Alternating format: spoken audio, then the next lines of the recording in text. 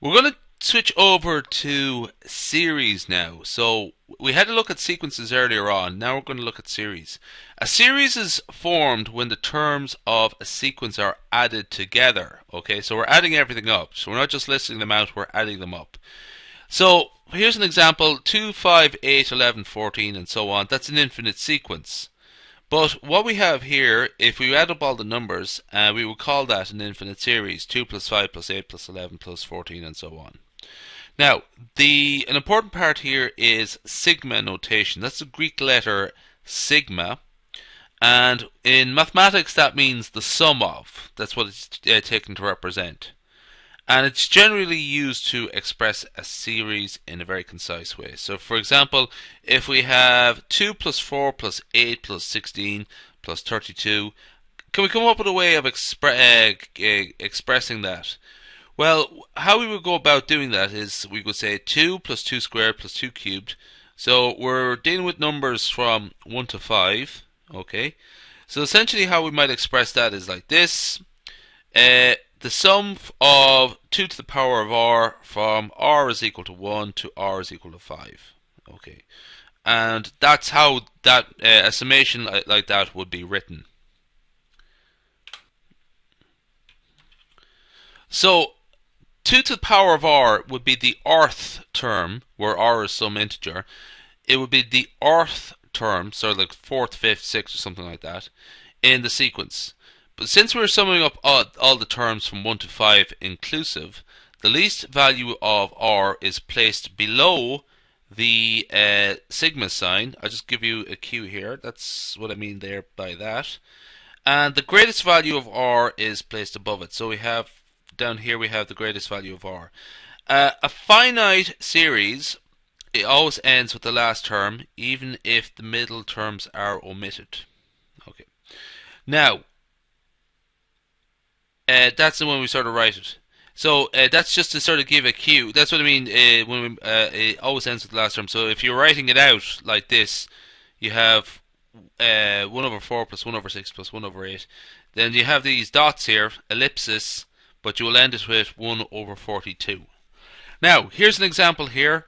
Oh, sorry, that's an example there of what I mean by that. So that just gives a sort of a picture of how to properly represent a finite series. Now, an infinite series may also be written in sigma notation, but at the top you will see that the upper limit is infinity. Essentially what you're saying is that there is no upper limit.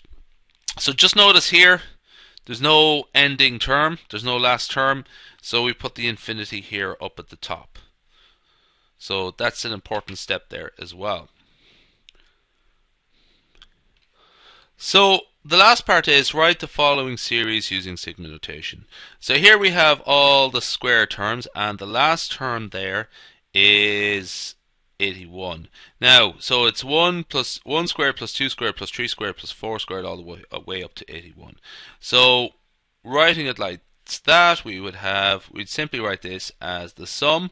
I'll write it r equals 9 from r equal to 1, and that is simply r squared.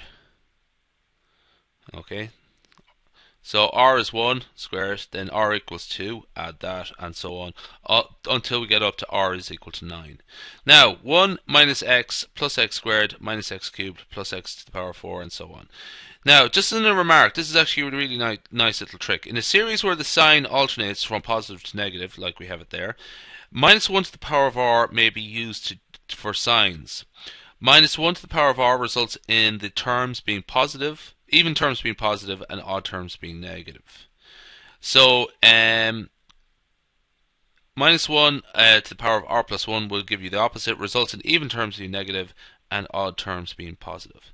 What we have here, so anyway, let's look at this now. What we have here are powers of 0, but this lowest power here is x to the power of 0. Okay, just to add to that, anything to the power of 0 is 1, so minus 1 to the power of 0 is 1. Okay, so what we have here is the sum. Oh, by the way, it's an infinite series, so we're going to have an infinity up at the top. And the starting value is 0. So rather than r equal to 1, in this case we're going to have r equal to 0. Now, minus it, we're dealing with this first example here, or this first scenario here. Even terms are positive. See, plus x squared. So minus 1 to the power of r. And then we have simply x to the power of r times x to the power of r. And that really covers everything there. Okay. So we'll end that presentation there. That's this introduction to series and sigma notation.